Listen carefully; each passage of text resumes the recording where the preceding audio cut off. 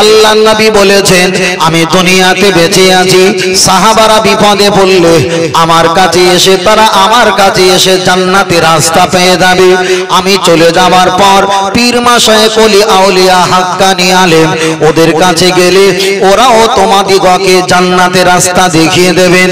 এবার আমি আপনার কাছে বলছি, আপনারা মসজিদে নামাজ পড়েন আলহামদুলিল্লাহ ভালো, বাড়িতে নামাজ পড়েন আলহামদুলিল্লাহ ভালো। মসজিদে যদি আপনি এশার নামাজটা দেরি করে পড়েন, মুয়াজ্জিনের যে দায়িত্ব দরজা জানালা বন্ধ করা, আপনি দেরি করে নামাজ পড়লে উনি তো দরজার কাছে তালা চাবি নাড়া দেবেন। প্রত্যেকের নামাজ পড়া হয়েছে, এখনো তুমি কি করছো শেষ করো। বেশি পড়ার ইচ্ছা যদি থাকে মনে মনে বলবে তুমি বাড়ি গিয়ে পড়ো। তাহলে মসজিদে আমি বেশিক্ষণ ইবাদত করতে পারবো না, কেন সমাজ নিয়ে আমাকে বেরোতে হবে, পার হতে হবে, ঢুকতে হবে। তাহলে ইবাদত মসজিদে বেশি করা সম্ভব হয় না। আপনাকে বলছি এখানে যদি এশার জামাত করা হয়, যদি আপনি দেরি করে নামাজ পড়েন, আলেম ওলামা হযরতদের সময়ের মধ্যে তারা মাইকে কথা বলবে, আপনার নামাজ পড়াটা তাদের কাছে খারাপ মনে হবে। তাহলে এখানেও বেশিক্ষণ ধরে নামাজ পড়তে পারবেন না। আপনি যদি বলেন হুজুর আমি ঘরে নামাজ পড়বো, তবে একটাবার হিসাব করে দেখো, আপনার এত বড় ভিটে বাড়ি সম্পদ আছে, একতলা দোতলা তিনতলা বিল্ডিং ঘর আছে, এত বাড়ি জলা জমি ভিটে বাড়ি ঘর বাড়ি আছে আলহামদুলিল্লাহ ভালো, কিন্তু সেখানে আপনার সাইকেল আর বাইক রাখার জন্য আপনি একটা কামরা বানিয়েছেন যাতে চুরি না হয়, ওটা ভালো। ছাগল বকরি মহিষ কিংবা গরু ভেড়া এগুলো রাখার জন্য আপনি একটা ঘর বানিয়েছেন, অবশ্যই এটা ভালো। কিন্তু আপনার বাড়িতে জামাই মেয়ে আসার জন্য থাকার জন্য স্পেশাল একটা ঘর বানিয়েছেন, এটা ভালো। আপনি চিকেন ফ্লাইট কিংবা রান্না করার জন্য একটা আপনি চিকেন শপ বানিয়েছেন রান্নাশাল, ওটা অবশ্যই ভালো। তবে চাচাজি 40-70 বছর বয়স হয়ে গেছে, মসজিদে তো বেশিক্ষণ নামাজ পড়া সময় দিতে পারলেন না, এখানেও বেশি সময় দিতে পারলেন না। তাহলে যে পরিবার বাড়ি 8টা-10টা পরিবার 24 ঘন্টা তারা বারান্দায় চলাফেরা করে, এবার বলেন চাচাজি তুমি নামাজ পড়েছো 70 বছর, কোন জায়গায় নামাজ পড়িয়েছো জবাব দাও। ছাগল বকরির জন্য ঘর বানিয়ে দিয়েছো, নাতি পরীক্ষা দেবে তার জন্য কামরা বানিয়েছো, মেয়ে জামাইয়ের জন্য ঘর বানিয়েছো, রান্না করার জন্য ঘর বানিয়েছো, বাথরুম পায়খানার জন্য 3 লক্ষ টাকার ঘর বানিয়েছো। তুমি যে আল্লাহর ইবাদত করবে, তোমার নির্ভেজাল ইবাদত করার জন্য তোমার কোন কামরা আছে জবাব দাও। কথাটা বুঝতে পারছেন? ইবাদত নাজাত খুব সহজ না।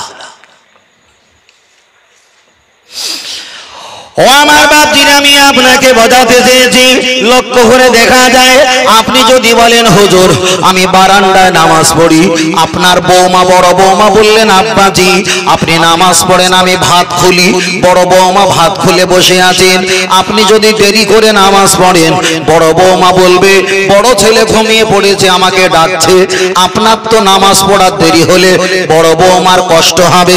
আবার আপনি যদি তাড়াতাড়ি নামাজ পড়েন তাহলে নিজের এক হাত সেলাই করতে গিয়ে 5 হাত ছেড়ে যাবে।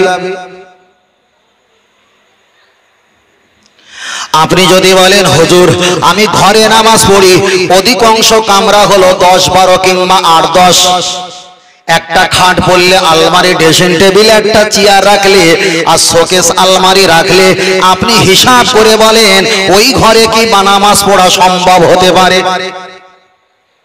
তাহলে মসজিদে ইবাদত করার সুযোগ আপনি পেলেন না, আপনি এখানেও পেলেন না, আপনি আপনার ঘরে বারান্দাও নিরাপত্তা পেলেন না, আপনার ঘর বানিয়েছেন লক্ষ টাকা দিয়ে, সেখানেও আপনি সুস্থ হালাতে ইবাদত করার জায়গা পেলেন না। তাহলে পরের জন্য জায়গা ঘর করে দিয়েছো, কামরা করে দিয়েছো, 3 লক্ষ টাকার বাথরুম বানিয়েছো, 1 লক্ষ টাকা দিয়ে পলিথিন দিয়ে বাইক সাইকেল রাখার ঘর বানিয়েছো, রান্নাশাল বানিয়েছো, ছেলে মেয়ে নাতির পরীক্ষার জন্য স্পেশাল কামরা বানিয়েছো, এবার নিজের তোলা ফাঁকা হয়েছে না হয়নি? আমার কথা বুঝতে পারছো ভাই?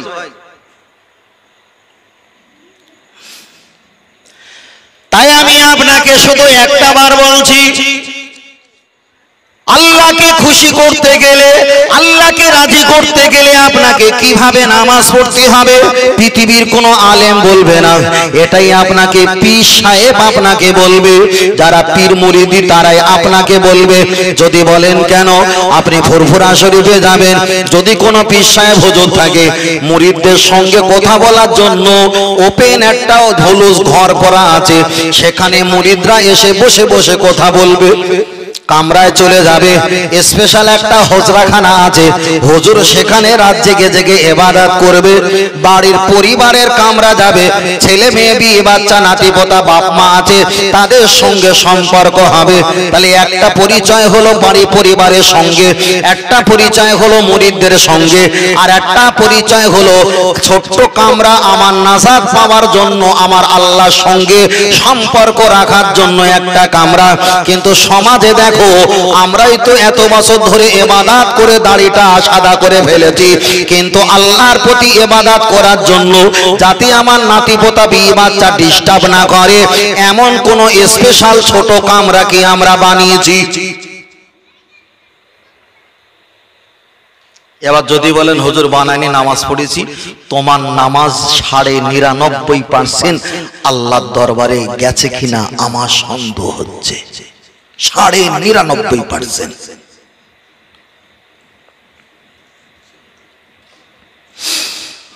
ও আমার জানার যুবকের, আমি আপনাকে বলছিলাম চলেন একটা বার আগিয়ে যাওয়া যাক।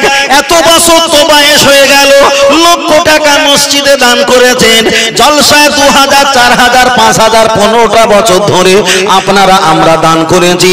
40টা বছর বয়স, 60 বছর বয়স, 36 বছর বয়স, জীবনে হাজার হাজার টাকা ইনকাম করলাম।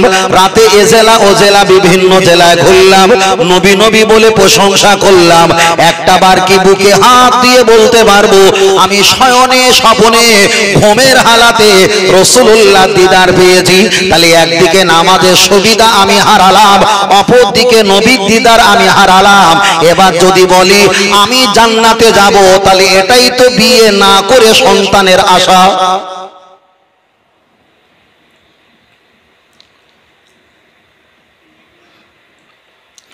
চলেন আপনাকে বলতে চাই, নবীর দিদার পাওয়ার অনেক কষ্ট কথা অনেকে বলে, কিন্তু আমি আপনাকে সহজে একটু বুঝিয়ে দিতে চাইবো।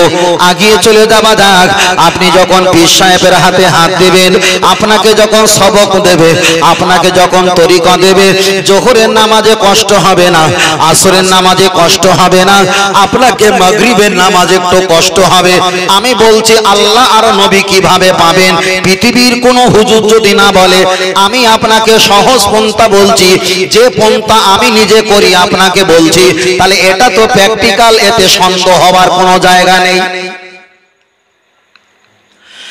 মাগরিবের নামাজের শেষে আপনি 3 বার সূরা, 3 বার তওবা শরীফ, 3 বার সূরা ফাতিহা শরীফ, 10 বার কুল আল্লাহ শরীফ, ইখলাস শরীফ, 11 বার দরুদ শরীফ পাঠ করে আপনি শুধু মোনাজাত করবেন পীর মাশায়েখ বাপ মার দরবারে। আল্লাহকে বলবেন, আল্লাহ আপনার দিদার দাও, নইলে আপনার হাবিবের দিদার দাও। আপনি দোয়া করবেন, মোনাজাত শেষ হয়ে গেল, নিয়াত করবেন আমি আমার কলব দিকে মতওয়াজ্জা আছি, আমার কলব জনাব পীর সাহেব হুজুর কিবলার ওসিলায় আল্লাহ তাআলার দিকে মতওয়াজ্জা হই। আল্লাহ তাআলার পক্ষ হইতে চিশতিয়া তরিকা নিসবত অনুযায়ী জলি জিকির আমার কলবে আসো। আপনি নাভি থেকে নিয়ে বুকের এই জায়গাটায় রুহু, এখানে নয় এখানে রুহু, এখান থেকে কাঁধে আসবেন, এখানে তোমার বাপ মা স্মরণ করবেন, মাথার তালুতে আসবেন ইলাহা, এখানে মা ফাতেমা, চারিদিকে পাহারা দিচ্ছেন হযরতে আলী হুজুর। আপনি ইল্লাল্লাহ বলে এখানে মারবেন, উপরে আছে আমার আপনার নবী, নিচে আছে ইমাম হাসান আর হোসেন। আপনি যদি এমন করে জিকির করেন, তাহলে সাধারণত জিকির আর আপনার জিকির আসমান আর জমিন পার্থক্য হয়ে যাবে। জোরে বলেন সুবহানাল্লাহ। চাচাজি 40টা বছর তো বলেছো আমি পীরের মুরিদ, 60টা বছর ধরে বলেছো হুজুরকে মানি, এমন জিকির কি আপনি জীবনে একটা সপ্তাহ করেছেন?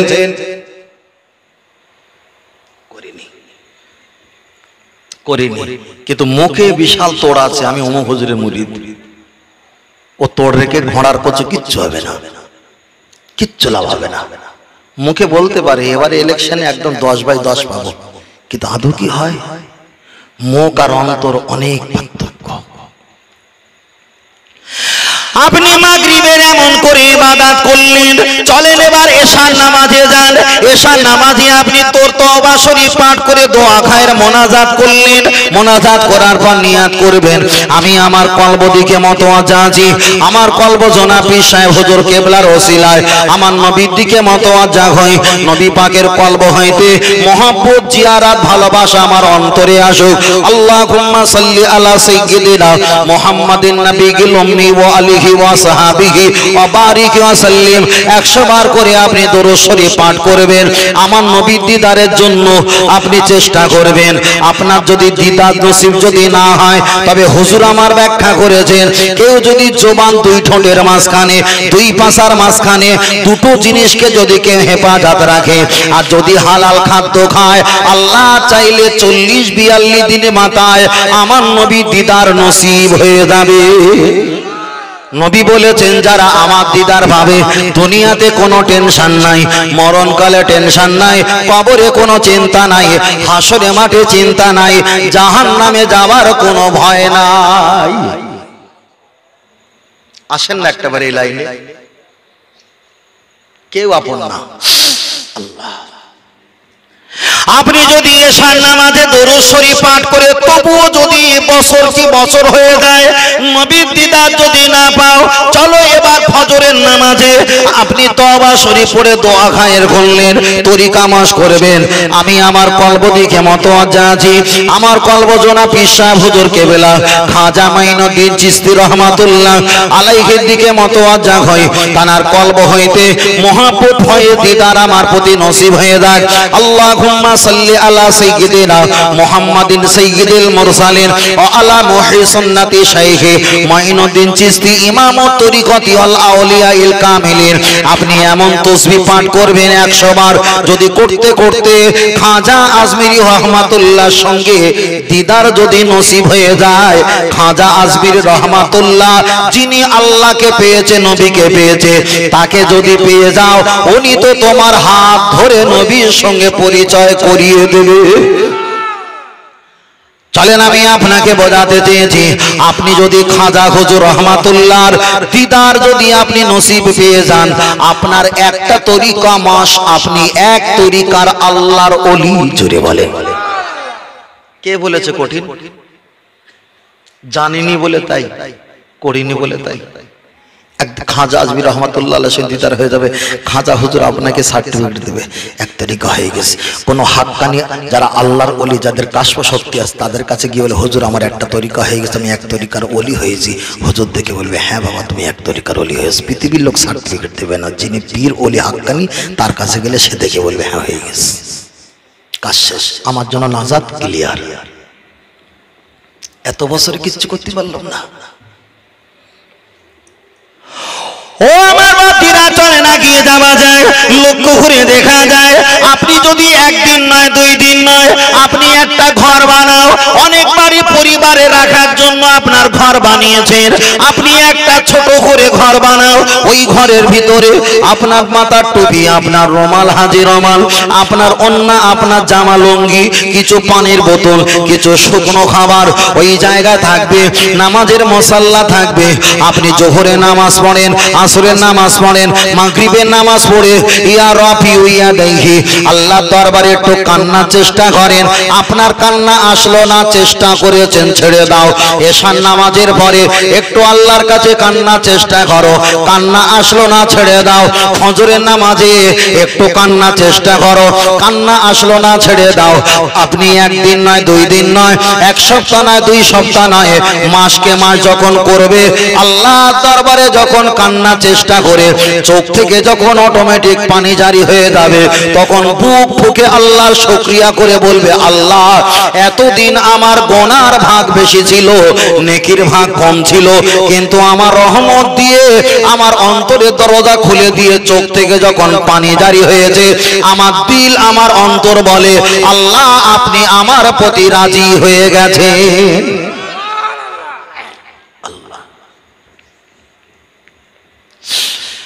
তবে এতটুকু খেয়াল রেখে দাও, আপনারা আমরা যারা ইবাদত করি অধিকাংশ এই নামাজটা তো শরীর নাড়াচড়া নামাজ তো বল।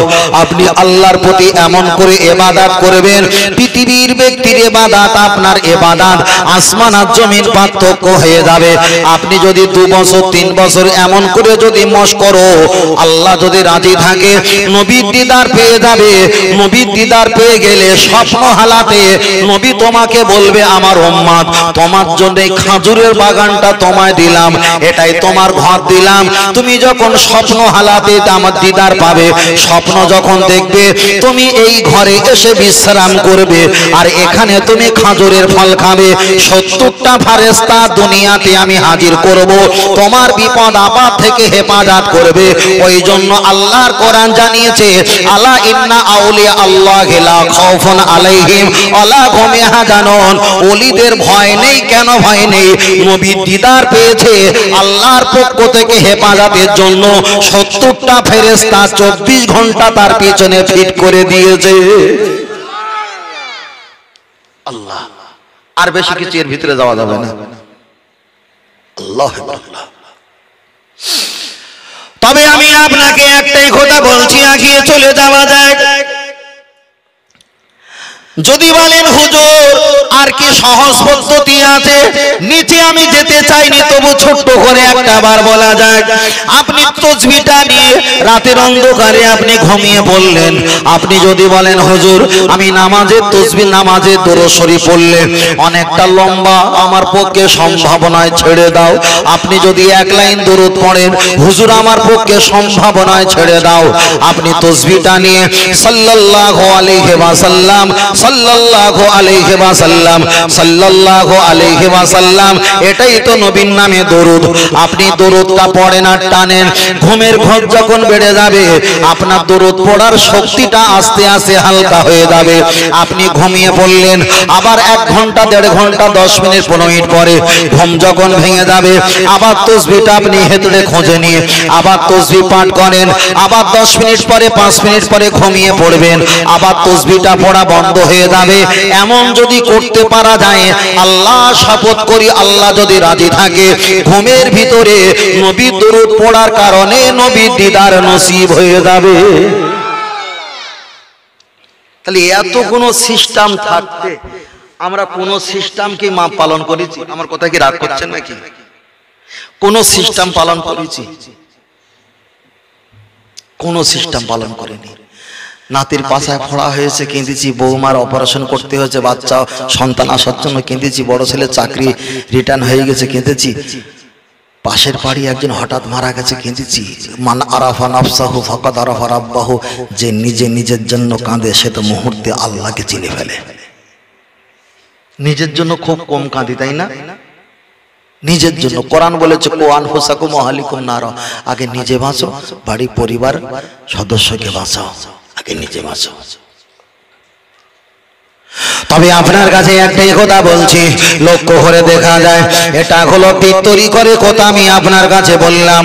ও বাপজিরা খুব ভালো করে খেয়াল করে দেখবেন, এমন কিছু আমাদের সমাজে ব্যক্তিরা আছে বলতে চায় না, কিন্তু আমি তাদের দেখে কন্ডিশনটা কিছুটা বুঝতে পেরে জিজ্ঞাসা করলাম, দাদু ভাই নবীর দিদার কতবার হয়েছে বলো? ফাঁকি দিলে হবে না। দাদু ভাই আমার কানে কানে বললেন 9 বার। মনটা ছোট হয়ে যায়। আবার দাদু ভাইকে পরের মাসে জিজ্ঞাসা করলাম নবীর দিদার কতবার হয়েছে? দাদু ভাই বলছে 13 বার। আবার পরের মাসে জিজ্ঞাসা করলাম দাদু ভাই নবীর দিদার কতবার হয়েছে? বলল বাবা আমাকে জ্বালাস না। দাদু ভাই একটা বার বলো। বলল এই পর্যন্ত 21 বার হয়ে গেছে। তার কারণ একটা ছুরিতে যখন ধার থাকে না, ধার তুলতে একটু কষ্ট হয়, ধার যখন হয়ে যায় হালকা করে ঘষবে আর ওটা ইস্পাত তৈরি হয়ে যায়। যখন নবীর দিদার একটা বার শুরু হয়ে যাবে, আপনি ইবাদত করবেন, জিকির করবেন, দরুদ পড়বেন, ওটা তো আরো ধারে ধারে ধারে ধারে ইস্পাত। চেষ্টা করলে মুহূর্তে নবী পেয়ে যাবে। কথাটা ক্লিয়ার? চেষ্টা করলে তখন অত আর কষ্ট করতে হবে না, কেন ইস্পাত হয়ে আছে। চাইবেন, ইচ্ছা করবেন, হাজির। আল্লাহ ও আমার জওয়ান যুবকের, আমি আপনাকে বোঝাতে চেয়েছি একটা বার আগিয়ে চলে যাওয়া যায়, লক্ষ্য করে দেখা যায় আমরা মসজিদে সেজদা দেই, আমরা বাড়ি বারান্দা সেজদা দেই, আসজুদুলিল্লাহ আল্লাহর নামে সেজদা দেওয়া হয়। এই সেজদা ইমামের পায়ের কাছে পড়তে পারে, এই সেজদা মুসল্লির কদমের কাছে পড়তে পারে, এই সেজদা মসজিদের পিলিয়ার পাঁচিল দেওয়ালের কোলে পড়তে পারে, কিন্তু আল্লাহর নবী জানিয়েছেন এই সেজদা আল্লাহর কুদরতি পায়ের কাছে হাজির হয়ে যায়। তার কারণ হলো আল্লাহর নবী বলেছেন সবচেয়ে বড় ইবাদত সেটা হলো নামাজ। আল্লাহর নবী বললেন আফদালুল ইবাদাত ইবাদাতি সালাত, সবচেয়ে বড় ইবাদত হলো নামাজ। তাহলে সেই নামাজটা যদি বড় ইবাদত হয়, হিসাব করে দেখেছেন ওই নামাজে আল্লাহর নিয়ম যতটা না আছে আমার নবীর নিয়ম তার চাইতে বেশি আছে। যদি বলেন হুজুর ব্যাখ্যা বলো, হয়তো আপনারা জীবনে শোনেননি, আর যদি বা শুনে থাকেন সংখ্যায় কম, এটা আমি দায়িত্ব নিয়ে বলছি। আগিয়ে যাও, মসজিদে নামাজ পড়তে যাবেন কিংবা বাড়িতে নামাজ পড়বেন, নামাজ পড়তে গেলে কোরআন লাগে না হাদিস লাগে? কথা বলেন বাবু, নামাজ পড়তে গেলে কোরআন লাগে না হাদিস লাগে? কোরআন লাগে। নামাজ পড়তে গেলে কোরআন লাগে, কিন্তু আল্লাহ নবীকে এত ভালোবাসে, আপনি মসজিদে যখন নামাজ পড়তে যাবেন তখন আপনি প্রথমে ডান পা দিয়েছেন, মসজিদে ডান পা দিতে হয়। এটা কোরআনের ব্যাখ্যা না হাদিসের ব্যাখ্যা? এটা হলো হাদিস। আপনি মসজিদে উঠে আল্লাহুম্মা আফতালি আবু আবা রাহমাতিক আপনি দোয়া পড়বেন, এটা কোরআন না, এটা হলো হাদিস। আপনি মসজিদে গিয়ে ইলা শাহামাতি উদুনাইহি কানের লতির কাছ কিংবা কান পর্যন্ত হাত ঠেকাবেন, এটা কোরআন নয়, এটা হাদিস। আপনি নিয়াত করবেন, নিয়াতটা কোরআন নয়, ইন্নামাল আমালু বিন্নিয়াত, ওটা হলো হাদিস। আপনি তাহরিমা বাঁধবেন নাভির নিচে, ওটা কোরআন নয়, ওটা হলো হাদিস। আপনি সুবহানাকা আল্লাহুম্মা বিহামদিকা দোয়া সানা পাঠ করবেন, ওটা কোরআন নয়, ওটা হলো হাদিস। আপনি আউযু বিল্লাহি মিনাশ শাইতানির রাজিম বলবেন, কোরআন পড়তে গেলে পড়ি, তবে কোরআনের কোনো আয়াত নয়, ওটা হলো হাদিস। প্রতি সূরা পড়তে গেলে বিসমিল্লাহির রহমানির রহিম পড়ি, ওটা কোরআনের আয়াত নয়, ওই জন্য সূরার উপরে লেখা আছে, সূরার ভিতরে নেই, ওটা হলো হাদিস। আপনি এতদূর পর্যন্ত এসেছেন নামাজ পড়তে, এতক্ষণ পর্যন্ত হাদিস চলছিল, কোরআন ছিল না। এরপরে সূরা ফাতিহা পড়লেন, ওটা হলো কোরআন, আর একটা সূরা পাঠ করলেন, ওটা হলো কোরআন। আল্লাহু আকবার বললেন হাঁটুতে হাত দিয়ে, ওটা হলো হাদিস। সুবহানা রাব্বিয়াল আযীম বললেন, ওটা হলো হাদিস। সামি আল্লাহু লিমান হামিদা বললেন, ওটা হলো হাদিস। রব্বানা লাকাল হাম, ওটা কোরআন নয়, ওটা হলো হাদিস। আল্লাহু আকবার বলে সিজদায় গেলেন, ওটা হলো হাদিস। সুবহান রাব্বিয়াল আলা বললেন, ওটা কোরআনে আসেনি, ওটা হলো হাদিস। সিজদা দুই সিজদার মাঝখানে দোয়া পড়লেন, ওটা হলো হাদিস। আত-তাহিয়াতু বললেন, ওটা হলো হাদিস। দরুদ শরীফ পাঠ করলেন, ওটা হলো হাদিস। আপনি দোয়া মাসুরা পাঠ করলেন, ওটা হলো হাদিস। আপনি ডান দিকে সালাম ফিরালেন, আল্লাহর নবী বলেছেন আসসালামু ক্বাবলাল কালাম, ওটা হলো হাদিস। আল্লাহুম্মা আমিন বললেন, কোরআন নয়, ওটা হলো হাদিস। মোনাজাতের শেষে বিরহমাতিকা কিংবা পূর্ণাঙ্গ কলেমা লা ইলাহা ইল্লাল্লাহু মুহাম্মাদুর রাসূলুল্লাহ বললেন, ওটা হলো হাদিস। কিন্তু সবচাইতে বড় ইবাদত হলো নামাজ, আর সেই নামাজে কোরআনের পার্সেন্টেজ হলো 2%, নবীর পার্সেন্টেজ হলো 8%। এখানে প্রমাণ হয়ে যায় নবী ছাড়া আল্লাহকে পাওয়া অসম্ভব। আরেকটু জোরে বলে, আমি কি কোনো গল্প করছি? আমি অনেক হাদিস পড়া যেতে পারে, হয়তো আমরা সেভাবে বুঝতে পারবো না, যেভাবে বুঝতে পারবো আমি সেই বাংলা ভাষায় সহজে বলার চেষ্টা করছি। আল্লাহ ও আমার বাতিরা, চলে না গিয়ে যাওয়া যায়, তাহলে ওটাই হলো সবচাইতে বড় ইবাদত। ইবাদত করতে গেলে আগে হাদিস পড়তে হয়, শেষে হাদিস পড়তে হয়। আপনি কোরআন পড়বেন, আগে হাদিস পড়তে হয়। আউযু বিল্লাহ বিসমিল্লাহ, ওটা হলো হাদিস। আপনি কোরআন পড়ার শেষে বলবেন সাদাকাল্লাহুল আলিউল আযীম, আল্লাহ যা বলে সত্য বলে, ওটা হাদিস। ওয়া সাদাকার রাসূলুন নবিয়ুল কারীম, নবী যা বলে সত্য বলে, ওটা হলো হাদিস। আপনি ওয়াজ করবেন, বেশি নবী নবীর হাদিস পড়তে হয়, আপনি হজে যাবেন সেখানে নবীর হাদিসের নিয়ম পালন করতে হয়, আপনি মাইয়েতকে দাফন করবেন সেখানে নবীর হাদিসের নিয়মে পালন করতে হয়। ওই জন্য আমার আল্লাহকে পেতে গেলে আমার নবীকে ফলো করতে হয়। কেন নবী বলেছেন আমি মুহাম্মদ সাল্লাল্লাহু আলাইহি ওয়াসাল্লাম যেখানে আমার আল্লাহ রহমত আর বরকত সেখানে। আল্লাহ আল্লাহ। ও আমার বাপজির, আমি আপনাকে বোঝাতে চাই, তাহলে রাসূল বলেছেন আমি নবী যেখানে আমার আল্লাহর রহমত দয়া মায়া সেখানে। চলে নবী আর একটা হাদিস শরীফে বললেন, এক নম্বরে বললেন মান আসানি, কেউ যদি আমাকে সরিয়ে দেয় ফাকাদ আসাল্লাহ, আমার আল্লাহ ও তিনি রহমত থেকে সরিয়ে দেবেন। আল্লাহ নবী বললেন মান আতানি, কেউ যদি আমাকে বুকে টেনে নেয় ইত্তেবা করে ফাকাদ আতাল্লাহ, আমার আল্লাহর ইত্তেবা হয়ে যাবে। আল্লাহর কোরআন জানিয়ে দিলেন তোমরা আমাকে অনুসরণ ভালোবাসা খুশি করতে গেলে ফাত্তাবিউনি ইহবুকুমুল্লাহ, আবার হাবিবকে রাজি খুশি মহব্বত করলে আমাকে করা হয়ে যাবে। ওয়াগফির লাকুম যুনুবাকুম আল্লাহু গফুরুর রহিম, তবে আমার হাবিবকে মহব্বত করলে আমি আল্লাহ তোমাদের একটা তাবারক চিহ্ন দেব, সেটাই হলো আমার রহমান রহিমের নামের খাতিরে তোমাদের সমস্ত গুনাহকে মাফ করে দেব। অনেক সমাজে দল মত বার হয়েছে, এটা হালাম ওটা হারাম, ওটা জায়েজ ওটা না জায়েজ, ওটা বেদাত ওটা হাদিসে নেই, ওটা নবী ভুল বলেছে, ওটা এই করেছে সেই করেছে। এমন ইন্টারনেটে হাজারো বক্তব্য আমাদের ছেলেদের চোখে আসে না? আসে না? আসে। রাসূল একটা হাদিস শরীফ বলেছে লা ইয়াবকা মিনাল ইসলামি ইল্লা ইসমু, পৃথিবীতে ইসলাম থাকবে কিন্তু ঈমান থাকবে না। শুধু এই হাদিসটাই মাঝে মাঝে খেয়াল করবেন যে পৃথিবীতে ইসলাম থাকবে কিন্তু ঈমান থাকবে না। যারা ওইগুলো করছে ওদের ভিতরে ইসলাম আছে কিন্তু ঈমান নেই। কোরআন হাদিসের ক্যামেরালে দেখবে ইসলাম আছে ঈমান নেই। নবীর পক্ষে যা বলবো সব বলবে, এগুলো জয়ীব, এগুলো জাল হাদিস, এগুলো মিথ্যা, এগুলো বানোয়াট, কোনো হাদিস নেই। আদৌ কিন্তু হাদিসই আছে। কাঁকড়া খাওয়া জায়েজ কিনা সেটাই কিন্তু ভিডিও করে দেখাচ্ছে। নবীর নাম শুনে চুমু খাওয়া হারাম, ওটাও বিজ্ঞাপন দিচ্ছে। বাচ্চা, ছোট বাচ্চা 2.5 মাস 3 মাস 6 মাস, তার যৌন অঙ্গে পাছায় এখানে সেখানে হাজার জায়গায় চুমু খাচ্ছে, ওটা জায়েজ। নবীর নামে চুমু খাওয়া হারাম, ওটাই নিয়ে চিল্লাচিল্লি শুরু করেছে। তাহলে নবীর চাইতে বাচ্চার পাছার দামের মর্যাদা বেশি আছে। তাই রাসূল বলেছে পৃথিবীতে ইসলাম থাকবে কিন্তু ঈমান থাকবে না। আল্লাহ, আগামী কালকের এই বিষয় নিয়ে হাওড়া জেলা উলুবেড়িয়ায় ছিলাম, প্রচুর ঘন্টা ঘটিস, প্রায় 3 ঘন্টা ধরে, 3 ঘন্টা। এই জলসা হচ্ছে আপনাদের মাহফিল, যেখানে গেট করেছেন ঢালাই রাস্তা, ঠিক অপোজিটে আর একটা গেট, ওটা হচ্ছে আলাদা কম আর এটা হচ্ছে আলাদা কম। বক্তব্য সেদিনটা খুব ভাইটাল হয়েছিল। তাও বলে দিয়েছিলাম আমার যারা বক্তব্য শুনছো মাইকে যদি সমস্যা থাকে আসার জন্য ওয়েলকাম, তবে মফিজুল চলে যাওয়ার পরে যেন চায়ের দোকানে খেমটা নাশন করো না, তাতে কোনো লাভ হবে না। তাও বলেছিলাম।